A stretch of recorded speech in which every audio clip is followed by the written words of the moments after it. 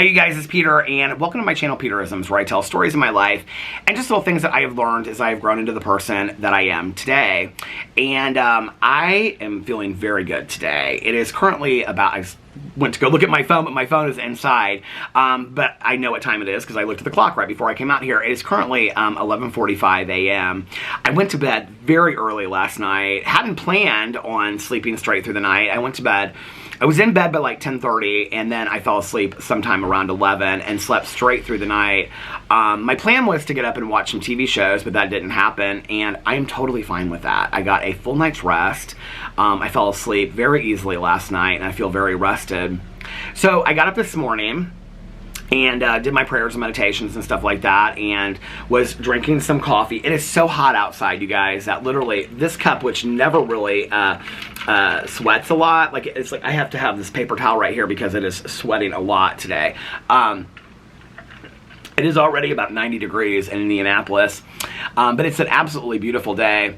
So anyway, I was doing my prayers and meditations, and then Boo Radley is still asleep in bed. He's like, I am not getting up. It is too hot. I'm just going to lay here in bed. And every time I go into the bedroom, he like lifts his head up like, Dad, you're not going to make me get up, are you? But anyway, so I was sitting out here, and then I listened to the end of the audiobook for the Horrors of Fox Hollow Farms for True Crime Book Club this month, so I got that book done. And then I started the book for Peter's Book Club because I'm wanting to read that and finish it this weekend.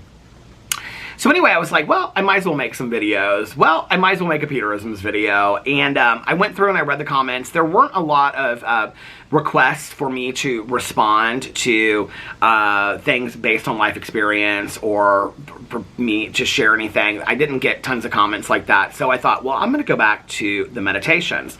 So I pulled out the two Melody Beatty books, and I have the Journey to the Heart one pulled open right here. It is July 27th. And the meditation is called Be Vulnerable with Yourself. I haven't even looked to see what the one in the language of letting go is, so we'll look at that in just a second. July 27th, be vulnerable with yourself. As we go through our days, we meet many people. We learn it's safe to be vulnerable with some, not so safe or wise to be vulnerable with others. But there is one person it's always safe to be vulnerable with, yourself. Share your deepest secrets with yourself, whether you rise early in the morning and write your thoughts in a journal, or take a few moments throughout the day to bring your deepest secrets to consciousness. You need to be clear, straight, and honest with yourself. Harboring secrets, ducking, dodging, and hiding from the truth will slow you down. It will block the pathway to your heart. It can even stop you cold if you get enough secrets tucked away. Take time each day to recognize what you think, what you feel. You don't have to act. The sheer acts of recognition, honesty, and acceptance are all that are necessary to keep you moving, growing, going forward. Be as vulnerable as you safely can with those you meet along the way, but always be vulnerable with yourself. Wow, I really like that meditation. And, I think it's interesting. I think when we think of the word secrets, we often think of these like, deep, dark, scary, horrible secrets, right, of our lives. And I think most of us don't really have those kinds of things. Some of us do. I don't really have many secrets that at least, somebody out there doesn't know about me. My sponsor, she knows everything about my life, literally everything. And the reason why I've, shared all those things with her through inventory or just sitting down and sharing things with her that have troubled my heart through the years or whatnot is because I always want her to help me guide me, or want her to help give me guidance and guide me through my life. And if she knows everything and all the troubles of my heart and the things that I've gone through and whatnot, then she can give me more accurate guidance, because she knows all of the facts of my life. My therapist knows almost everything as well, and then I would say my husband and my best friend know much of it as well. I wouldn't say that they know everything. I think there are some things that, are private to me that my therapist and my sponsor only know, but I have to have at least, one person out there that I can trust implicitly with things in my life. But it's interesting because when I think about what this meditation means, I don't necessarily think about like that kind of thing, like things we've gone through in our life or whatnot. I think about, secrets of how we feel on a daily basis that maybe we don't share with the world, or in all honesty, we don't share with ourselves, much of which is the secret of how we are doing. You know, I can remember when I first started coming back to meetings, and I would sit in meetings, and I really wasn't doing well. Like, one of the things I really realized early on was that I really had never grieved the loss of my mother. And so I was becoming more and more angry when I would hear people talk about grief and things like that in meetings, and I didn't really know how to share it or whatnot. And I had other feelings. I was mad at myself. I was mad at God. I was mad at people in my life, you know. I felt that I had been betrayed by people, like many people, you know. I had a lot of resentments, I had a lot of anger, and mostly I was angry at myself, you know. From having walked away from a program that so helped my life, as well as having missed out on so much of my life. I felt like I just handed so much of my life over, you know. And I was bitter about it. And I remember listening to, so in recovery we call them leads, and that's when somebody shares their story of, you know, what it was like, what happened, and what it's like now. Basically just telling the story of their recovery. We call those leads, 12-step leads. And from time to time I still do, but I used to, back in the day, listen to a lot of leads online. There's a lot of different resources for them. Even YouTube has leads online. And I was listening to this woman's lead, and I love listening to women's leads sometimes, or mostly, because I feel like the strength that comes from them is so powerful. There's something about it to me, and I think sometimes I feel like it's channeling my mother and my best friend and the other people in recovery, the other women in recovery that I know that fought very hard to stay sober, and I don't know, there's something about it to me that I relate to on a deeper level. But anyway, I was listening to this woman, and she was sharing this story about, and at that time I had this woman that I became friends with and that I saw like every day when I was going to this noon meeting, and she would say to me every day, like, how are you doing? And I would be like, oh, I'm doing good, I'm doing fine, when the reality was I was dying inside. Like, I literally was dying inside. You know, and the reality is that there are people that are dying every day in recovery, in the rooms of recovery, and sometimes we don't ever know it because they're not being honest with themselves or other people. And it's really sad, it's really scary, you know. And so I heard this lead, and this woman was sharing that, very similar to me, somebody would come up to them every day after the meeting and say, how are you doing?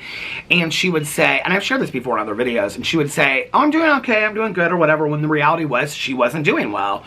And so one day the woman asked her, and just like out of the blue, she said, I'm not doing okay. Like, I'm not doing very well at all. And that was like the pivotal, profound moment for her, when she was able to be honest with herself and honest with somebody else about how that secret that she was keeping, that she wasn't doing very well.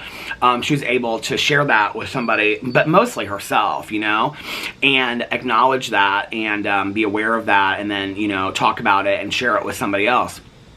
When I heard that, I made a commitment to myself that the next time that I saw that woman and she asked me, I was going to be honest with her. And that happened, something like, you know, around that time, the next time I saw her or something like, and she asked me, I said, I'm not doing very well. And that was for me also a profound, pivotal moment in my life and in my recovery, because that was when I, number one, realized that it's not that difficult to be honest with myself about what I'm going through, you know, which is one of the reasons why every day when I start my day, I ask myself, how are you doing today?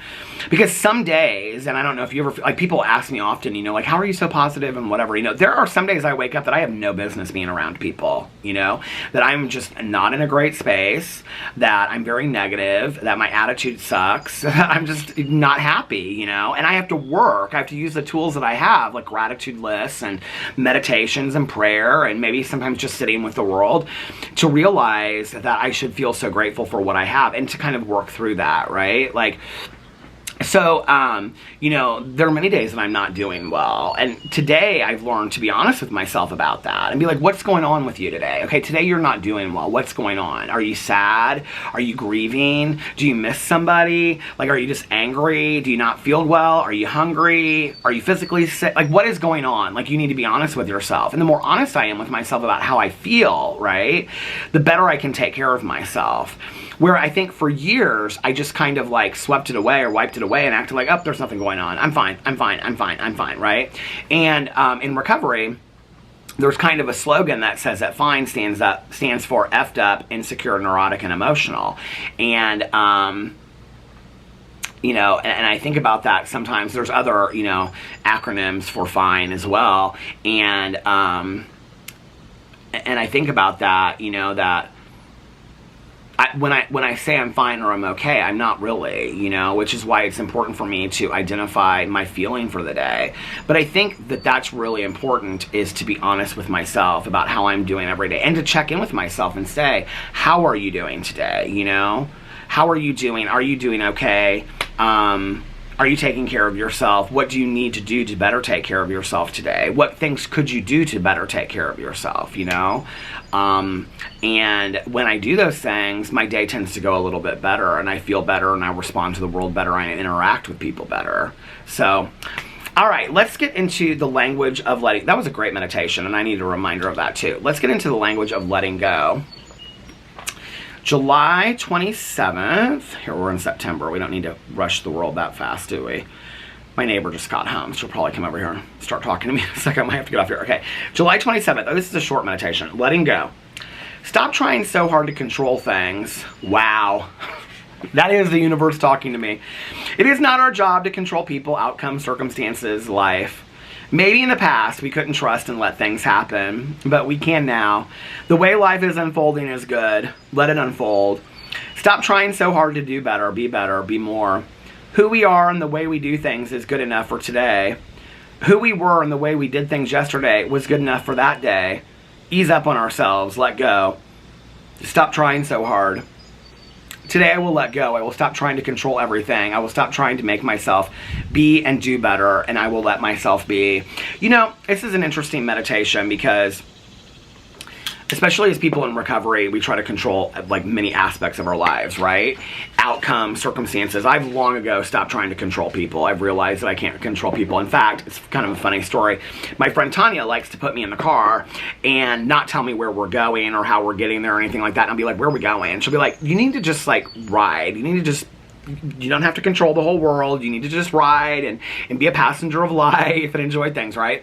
But I like long ago stopped trying to control things. I realized that, you know, I don't have a lot of control over other people and whatever. I have control over myself. I have control over how I respond to other people and their actions, but I don't really have a lot of control over what people do, you know, and I can't change that, and I know that.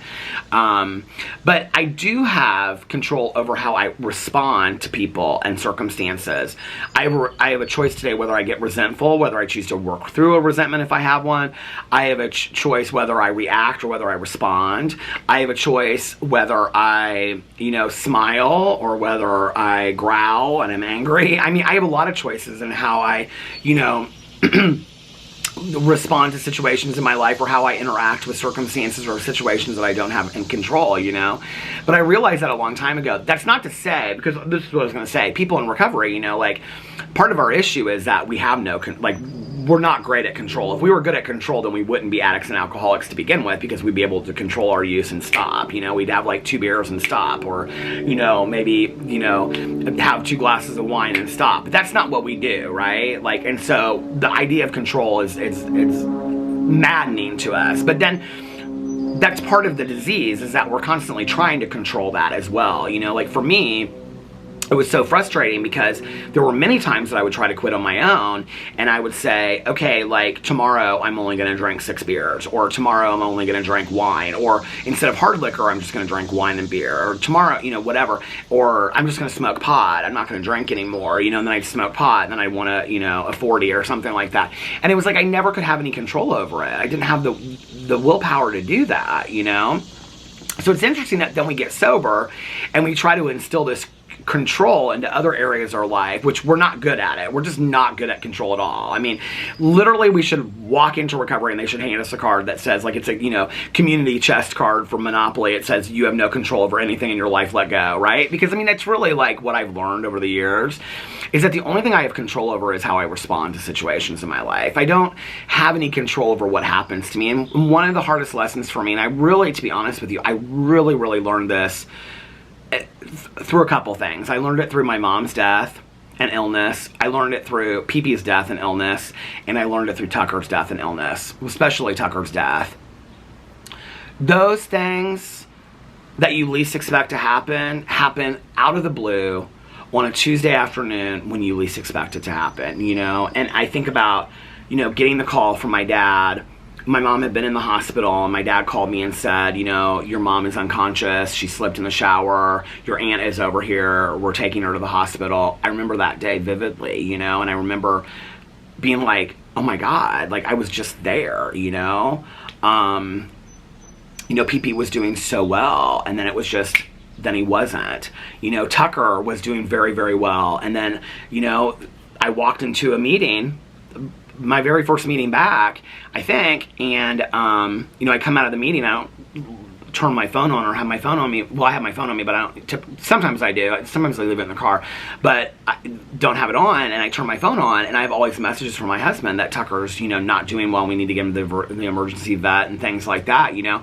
I never knew that was going to be Tucker's last night. Like, I never expected that in a million years, you know. And I've learned that those things that you least expect, typically those things that are the hardest are things that just blindside you on a Tuesday afternoon out of nowhere, right? And so I don't have any control over those things, but I do have control over how I respond to those things. Today, I hope I respond to those things with peace and grace in my life and serenity. One of the things I've learned to do, which isn't even about peace or grace or serenity or understanding, is that when I realize I am in a moment that is going to be a powerful moment.